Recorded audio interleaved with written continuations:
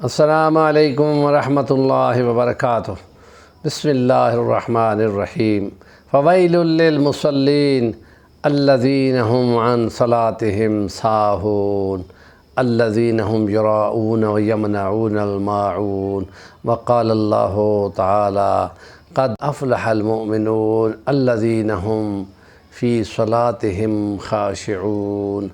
قال رسول اللہ صلی اللہ علیہ وسلم صلو کما رأیتمونی اصلی۔ صدق اللہ العظیم۔ سیرت نبوی صلی اللہ علیہ وسلم اور عبادات میں نماز پر آخری باتیں ہم کر رہے ہیں، اور ان میں نماز پہ توجہ نہ کرنے والوں کے لیے ویل بتائی گئی ہے، اور اس میں جس میں کہ نماز پہ توجہ نہ ہو اور باتوں کی طرف توجہ ہو، تو اس کے لیے حدیث نبوی صلی اللہ علیہ وسلم آپ کے سامنے پڑھی ہے کہ نبی پاک نے فرمایا کہ نماز کا معیار اگر بنانا ہے تو میری اتباع کرو، اور میری کاپی یا نقل اور اس کی اتباع میں مکمل چلو،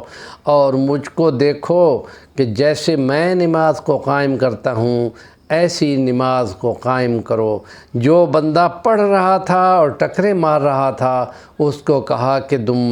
نماز ایسے دوبارہ پڑھو، 12 اس کو کہا، اور پھر اس نے پوچھا تو آپ نے فرمایا جیسے جیسے انصاف کرنا ہے تمام نماز میں، ایسے صحیح طریقے سے نماز کو عدل اور انصاف اور قیام کی صورت کو قائم رکھو۔ خشوع اور خضوع اور تضرع وہ اس کے بعد زائد ہیں، وہ ہوں گی تو نماز کامل ہوگی۔ اس لیے صوفیاء کہتے ہیں کہ نماز کے قبول ہونے کا کیسے معیار ہو؟ فرمایا کہ جب دل تمہارا پوری طرح مطمئن ہو اور تمام توجہ تمہاری نماز اور عبادت اور سجدے کی جگہ پہ نظر، اور جو پڑھا ہے اس کے اندر سمجھ کر اپنے آپ کو عرق آلود کیا ہے اور آنکھوں سے آنسو برسائے ہیں، دل مطمئن ہوا ہے، تو سمجھو کہ نماز قبول ہو گئی۔ لیکن وہ لوگ کہ جن کی نمازیں پڑھتے ہوئے ان کو یہ شک ہو کہ کتنی پڑھی ہیں کتنی نہیں پڑھی، رکعت کتنی ہیں کتنی نہیں ہیں، تو یہ نمازیں پھر قبولیت کے درجے تک نہیں پہنچتی۔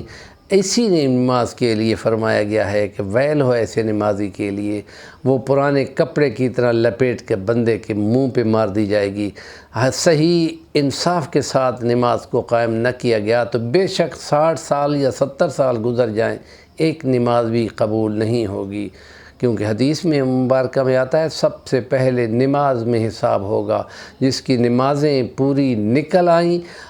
اور اس کا باقی معاملات میں حساب بھی آسان ہو جائے گا۔ تو اس لیے نماز جو ہے وہ الصلاۃ تنہی عن الفحشاء والمنکر، برائی اور بے حیائی کے کاموں سے اور ظلم اور زیادتی اور جبر اور سختی اور ان کاموں سے نماز روکتی ہے، اس لیے کہ ایک ٹائم تم رب کے سامنے عاجزی کر رہے ہو اور دوسرے لمحے میں تم شیطان بنے ہوئے ہو یا متکبر اور سلطان بن کر لوگوں کو مارتے ہو،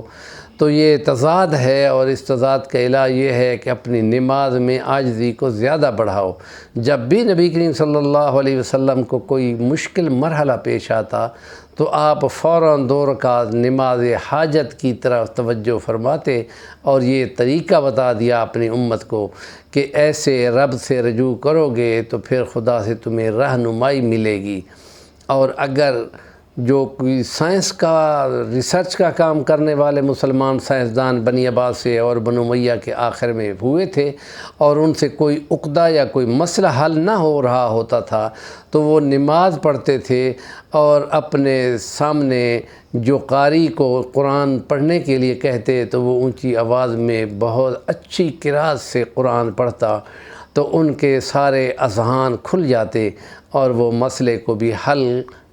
کر لیا کرتا تھا۔ اس لیے جب یہ گمان ہو کہ کتنی پڑھی ہیں تو غالب گمان کی طرف جانا چاہیے، اور سجدہ سہو اس وقت کیا جاتا ہے جب وہ کوئی واجب آگے پیچھے ہو جائے، یا بھول جائے یا نہ پڑھا جائے تو وہاں پہ سجدہ سہو کیا جاتا ہے، اور یہ سجدہ سہو گویا کہ شیطان کے منہ پر 2 سجدے مارنے سے اس کو سیدھا کر دینا ہے، اور اس لیے شک میں پڑھنے کے بعد یہ طریقہ اختیار کرنا زیادہ بہتر ہے، بجائے اس کے کہ توڑ دو پھر دوبارہ پڑھو، پھر توڑ دو پھر دوبارہ پڑھو۔ تو یہ ایک طریقہ ہے جو بندے کے دماغ میں خلل ڈال سکتا ہے، اور وہم بہت بڑی بیماری ہے کہ ہمارے دندے شاہ کے کچھ پیروں کے بارے میں یوں آتا ہے کہ کوئی بندہ نلکا اس وقت چلایا کرتا تھا، اور وہ نلکا چلاتے چلاتے تھک جاتا تھا اور اس کا وضو بھی مکمل نہ ہوتا تھا۔